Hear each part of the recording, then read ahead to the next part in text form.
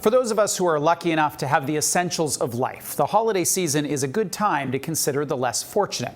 Last week, I went on a field trip with my 5-year-old and her class to the food bank near our house. It was an eye-opening experience for all of us. The limited selection and quantity of food, the passion of the volunteers, and the proximity of the problem.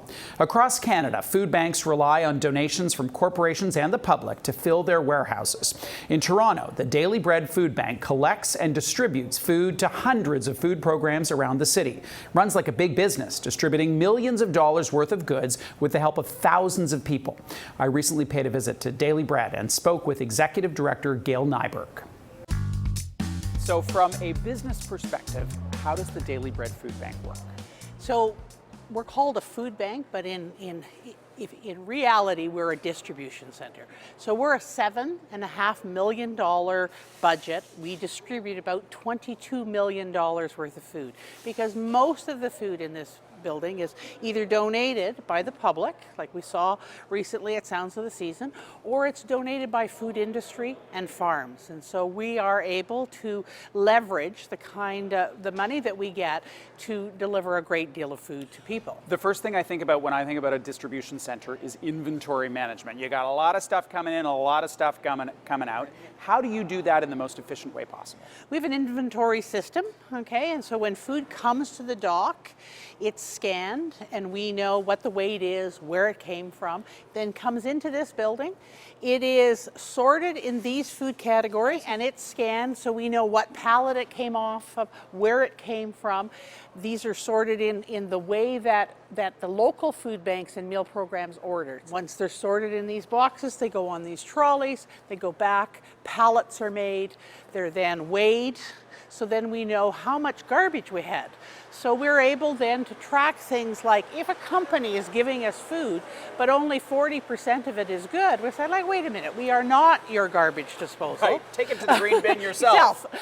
So we're looking for 60, 70% at least. If this were a regular retailer, they would be able to look at what their consumer wants and then order more of what it is that the consumer wants. You're, in some ways, you're focused on taking in what the donors are willing to give. How do you balance that? Well, we also have a purchasing budget, okay? And so we purchase in excess of $1 million worth of food a year. And so we know what we need. So first we do anybody look around to see if anybody's donating peanut butter. If not, we order it so that we always have peanut butter. And then let's say we order a truckload of peanut butter. It's up in our racks, it's up at the top racks. We then get a donation. We would use the donated product before we would use the purchased product. So from a business paradigm, the donor relations might be called sales or customer relations or something like that. That's correct. How do you sell the donors on engaging with Daily Bread over the course of the year and making sure that their excess inventory or whatever it is, their philanthropic endeavors, go to you? Well, first of all, we explain our case, who we're serving, who's looking at this food. Also, in essence, we're doing them a service. When if they're donating a lot of product, it may only have a shelf life. Metro or Loblaws isn't going to buy it because it only has a best before date of 3 months. Well, we can turn it around because we would scan it. We'd know what that best before date, that's what we would use first, and we can get it out the door and to people who really need that product. So we have 3 main food drives a year. So we have the holiday one at Christmas, we have one at Easter, and we have one at Thanksgiving. So the idea is to get as much donated product in during those times from the public. Food industry comes all the time, it comes 12, and make sure that the shelves are full so that we always have something. The food budget, we reserve a bigger portion for the summer months because obviously summer is a time when there's not as many individual donors. People in our food industry may be on holiday, so we have to purchase. How do you think about staffing? Because I've worked with not-for-profits before, and sometimes the volunteer energy only goes so far and doesn't actually really help necessarily. You've got a lot of work to do around here. That's right. How do you make sure that the volunteers that are in the building are doing the work? Well, we have staff that work with the volunteers, and we also explain the critical nature of it. We want you to have fun. We want you to come and we want you to have fun. But remember, this is going to people This food is going out into small agencies and it's going to people who require it. And we really don't like to have the cat food in with the tuna. So it's Quality control matters. It really does matter. And we talk to people about the levels of quality control. We say to our member agencies, the local food banks and meal programs, this is being sorted by volunteers. So sometimes if it says Purina, it doesn't go in a sandwich. Yeah, so you be careful. You are the third check. First check's at the door, second check's here. Third check is with our volunteers in the food banks. Fourth check is the individual. We make mistakes. This make sense? Yeah. And we're coming into your main warehouse? warehouse. It would seem to me to be more efficient for a regular person to donate $20 instead of handing over, X number of cans of beans. How do you balance that? Well, can't you do more with my money than with my can? I can do a lot with your money. Also, first of all, the public likes to feel a hands-on. They want to go into the grocery store, they want to buy something, and they want to know that they're helping out.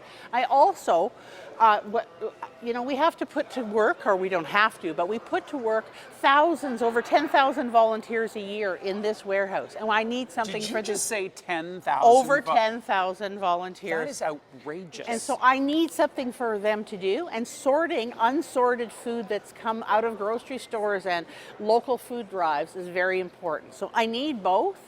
But yes, if money is always good, because we can buy, and we can buy in bulk, and we can buy what's necessary.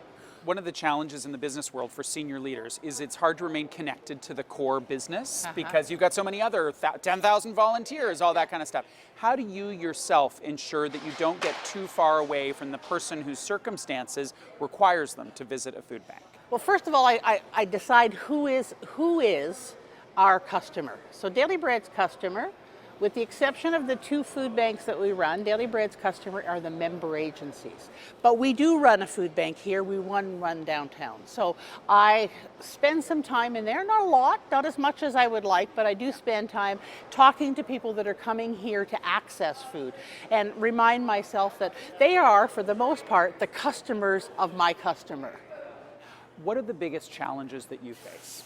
Is making sure that there's enough 12 months a year, that you aren't giving lean hampers in July. Because, July you think, oh, people are on holidays. Well, mostly people who use food banks aren't on holidays.